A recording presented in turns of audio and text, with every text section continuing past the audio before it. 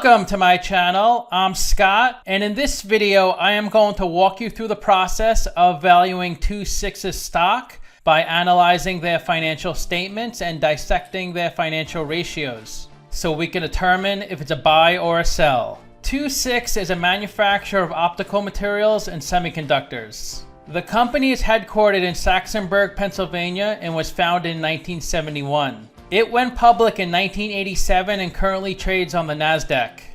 Let's get started with the model. This is a mid-cap company, 8.8 billion market cap. They're trading at $84 a share, and they have 105 million shares outstanding.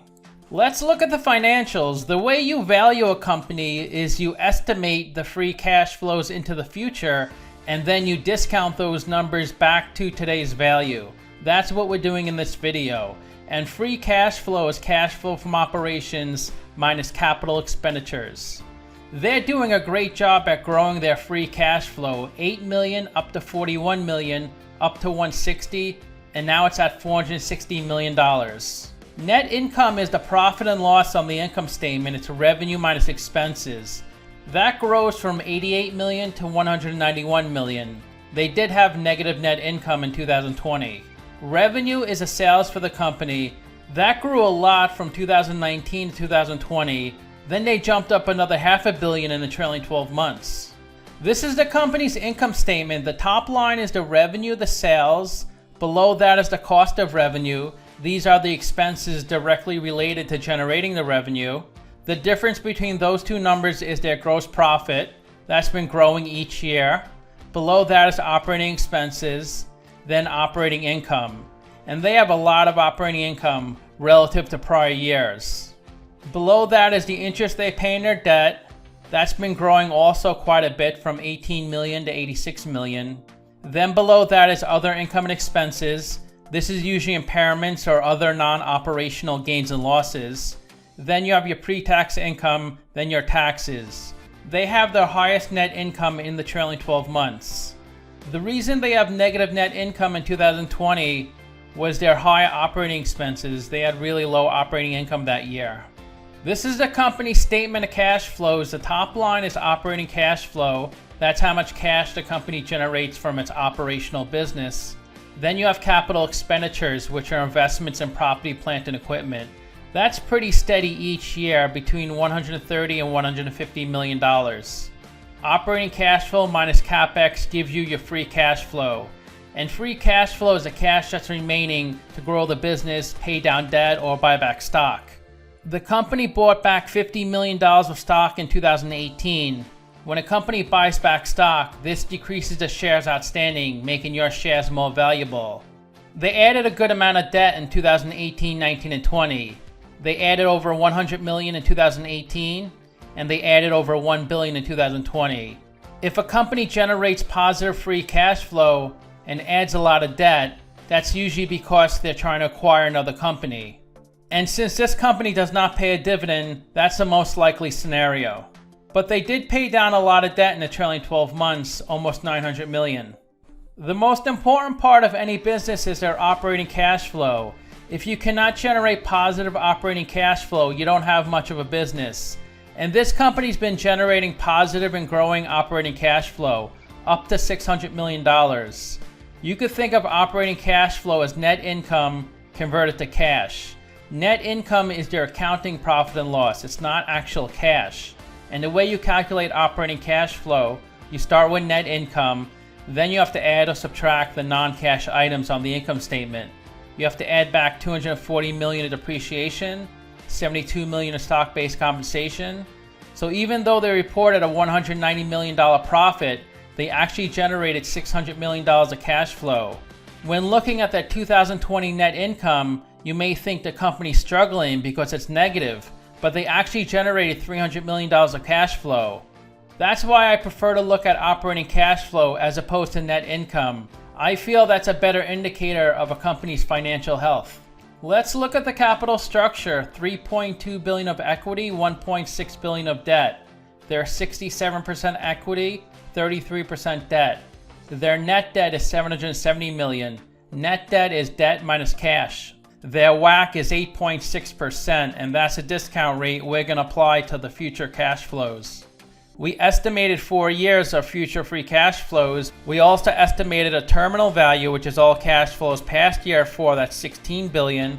We discounted those numbers back to today using the weighted average cost of capital. We get a value of the company of $14 billion. We divide that by 105 million shares. And we get a calculated stock price of $131. They're trading at 84, so they're trading at a 36% discount.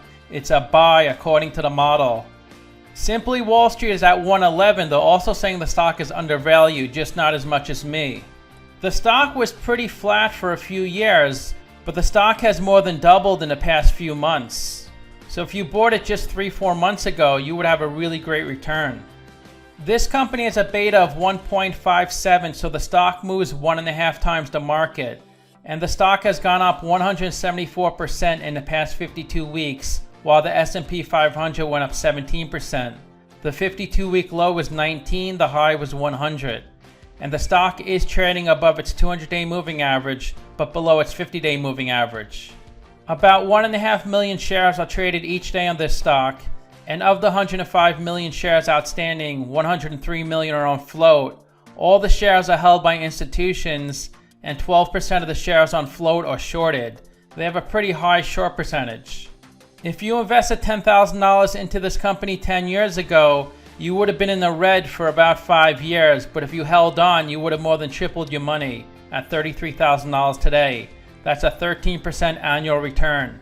The biggest shareholder is Wellington at 11.6%, then BlackRock, FMR, Vanguard, and Neuberger.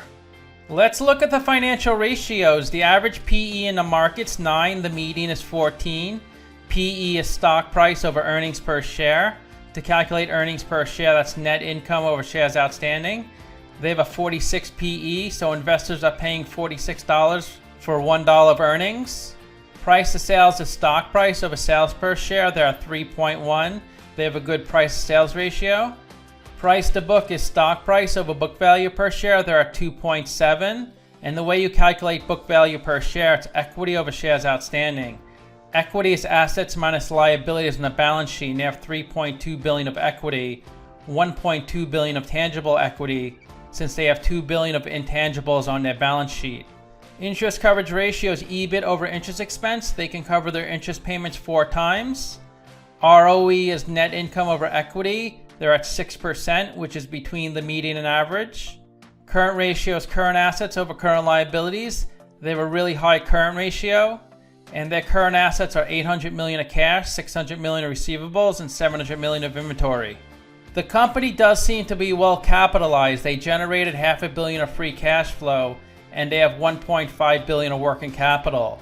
Working capital is current assets minus current liabilities. So they have about $2 billion of funding.